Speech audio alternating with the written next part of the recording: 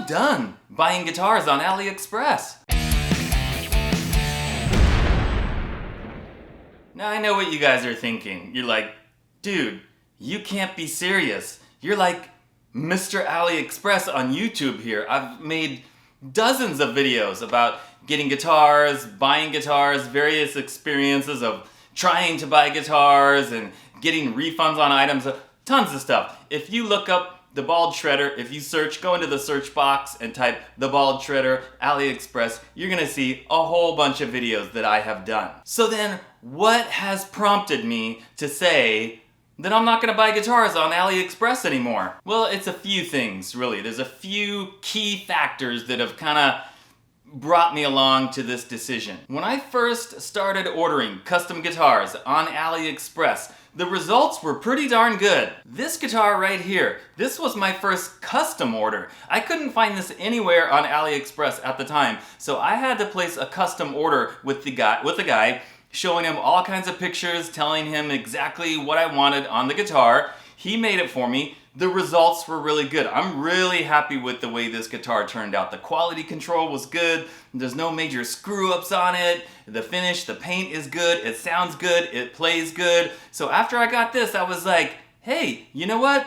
This might be a thing, actually. And then my next one after that was my Gibson Les Paul. Yeah, lots of people on AliExpress make the Gibson Les Pauls, but this was a custom order because it was the same guy that made the Ibanez Destroyer copy for me, and he didn't have any Les Pauls shown in his store, so I had to do a custom order. Plus I told him how I wanted it, you know, the colors and what kind of pickups and all that kind of stuff, and the serial number and everything. So yeah, it was a custom order too. And it turned out really well. I mean, there's some minor finish flaws on the back, but nothing major. Like, he didn't do anything wrong in my order. He did what I asked for.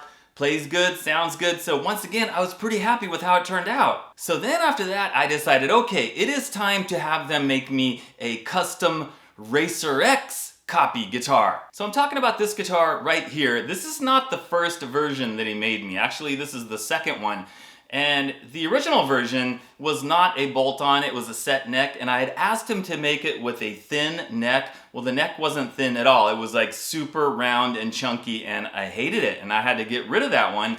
And then I had to have him make me another one, and I did this one as a bolt-on because I was so afraid that he was not gonna make the neck thin that I thought if it's a bolt-on and the neck is not painted, then it would be somewhat easy for me to like sand it down and make the neck thinner. Well, he made a major screw-up on this guitar. Not the neck, it's perfectly thin. I like the neck. The problem was with the placement of the bridge. The bridge was too far back, like a ½ inch too far back. So instead of being a scale length of 25.5 inches like it's supposed to be, it was more like, well, maybe it was like 2.75 inches or close to 3 inches, something like that. So it was impossible to get the correct intonation. So to salvage the guitar, the only thing that I could do was to take the bridge off, plug the holes, and move the bridge up like 1/4 of an inch and drill new holes for the screws that hold the bridge in place.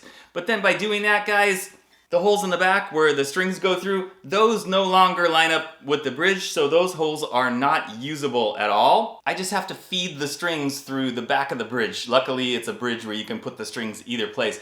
But then there's like 3 little spots right here. You probably can't even see it in the video. I did a pretty good job of like filling those 3 holes where the screws were and touching them up with orange paint, so it's somewhat acceptable. The guitar still plays good and it's cool and I like it and everything, but man, that's a pretty major screw up. Then next up was supposed to be like my Richard James signature custom dinky guitar, whatever you want to call it, and there's a few screw ups on this one. First of all, the color does not match the color of what I showed him in the pictures and what he promised and guaranteed that he would match, that he would get. It was more of like a bluish green, much nicer looking finish, not as dark as this. Not that this looks terrible, but it's not what he was supposed to do.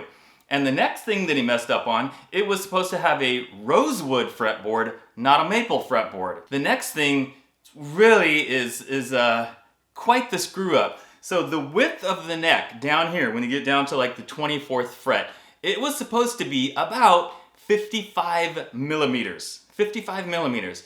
And really, a neck should not be any more narrow than 55 millimeters, because anything smaller than that and your strings are going to be on the edge of the fretboard. Well, that's exactly what happened, because instead of this being like 55 millimeters, it's more like 53 millimeters. And you might not think that's a lot, like, oh, it's only 2 millimeters. Well, those 2 millimeters were crucial.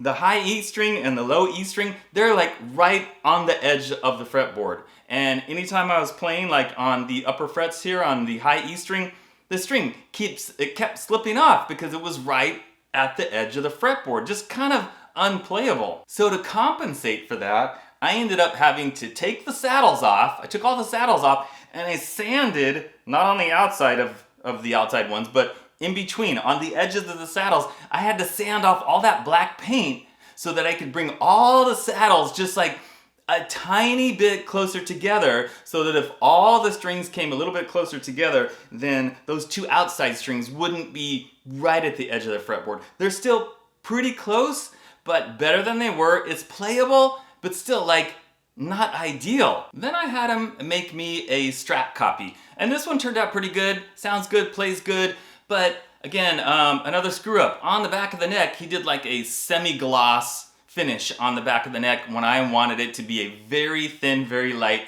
matte finish. It should have had the same finish on the back of the neck like the orange Racer X guitar, and it's not. It's very different. This is very clearly like a gloss or a semi-gloss, so another screw up. And finally, we have my most recent AliExpress custom guitar order, which was this one.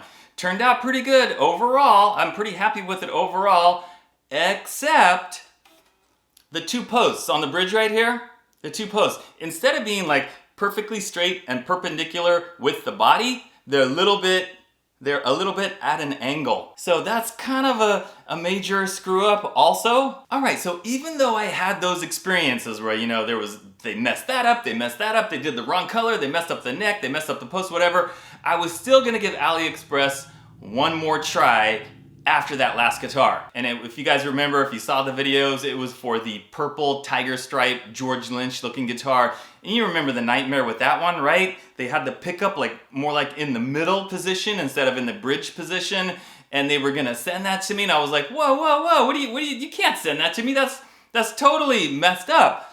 I had them like, I said, you gotta remake it. And then they were working on remaking it, and they were never able to make it correctly, and luckily, that guitar was never sent to me. I was able to just cancel the order and get a full refund rather than getting it and having that, what a nightmare that would have been. So after that, I was just like, okay, somebody's trying to tell me something here. You know, things seem to be getting like worse and worse, and that was the worst out of all of them. So it really made me start to rethink, like, you know, maybe this is not the best option for me. And also, guys, right about that same time that I was going through the process with that purple stripe guitar, I discovered IYV guitars.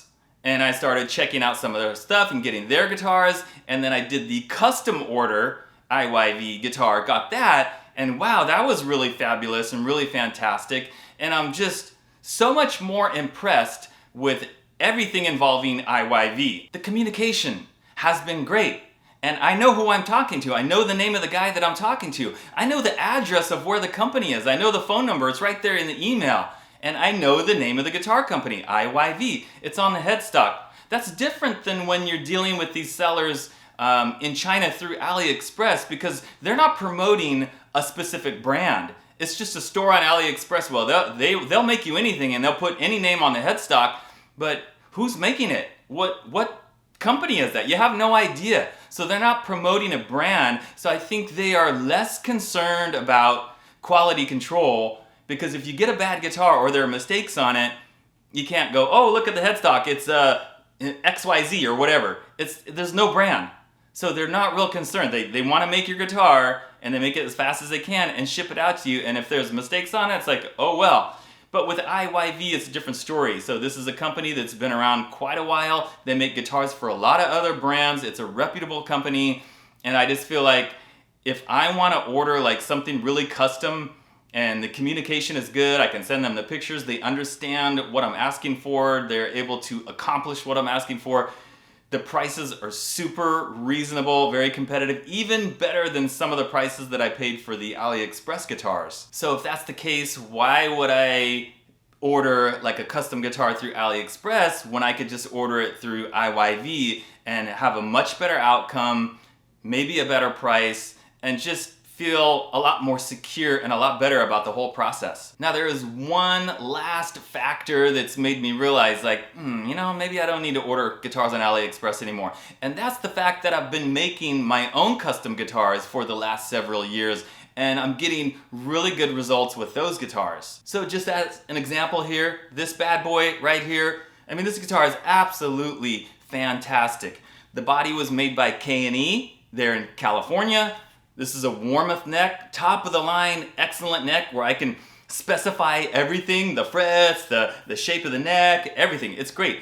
Painted it myself, did all the work myself, and because I did all the work myself, guys, this only cost me like $500. And that's not that much different from the prices that I was paying for the last couple of AliExpress customs. Like the last one, that red sort of Charvel looking one, that was like a $400 guitar. And then if I were to like change the pickups on that or change the tuners or something, then all of a sudden that guitar is like a $500 guitar. But if I can spend that same amount of money and get a much better neck and a better body and do all the work myself and make something really spectacular, why not just make a custom guitar myself instead of ordering something through AliExpress? So that's another thing that I've been thinking about. Now, I don't know exactly why the quality of the stuff that I was getting from AliExpress, why it seemed to kind of decline, you know, over like a 3-year period or so. But one thing that I was thinking about is like, it's probably not the same people that were making the guitars. Even when I was using the same seller for like 3 guitars in a row and the quality was kind of declining, I was thinking about it like this. Well, it's probably not the same people that made that guitar. Like, how high or how fast is the turnover in those factories? How long do those people work there? Do they work there for years? Do they work there for months and then they're hiring new people and they're trying to train new people to do this guitar stuff, put these guitars together? Maybe it's like less experienced people and things like that, you know? Or they have a ton of other orders that they have to get made for certain brands that they're working for, and they kind of just do these custom ones on the side, and they have less time, so there's more of a rush to just kind of get those out, and there's less concern about the quality control. So there's a lot of things that could be going on over there, and so yeah, I think I'm done with AliExpress. All right, guys, so that's pretty much it. Let me know in the comments if you've ordered any AliExpress guitars recently, like in the last 6 months or the last year or so, what your experience was. Did you get the guitar that you asked for? Were there mistakes? Were there changes? Like, you know, they did the wrong color, wrong fretboard, wrong pickup layout, etc. Those kind of things. I'm curious to hear from other people about that. All right, guys, thanks for watching, and I'll see you next time.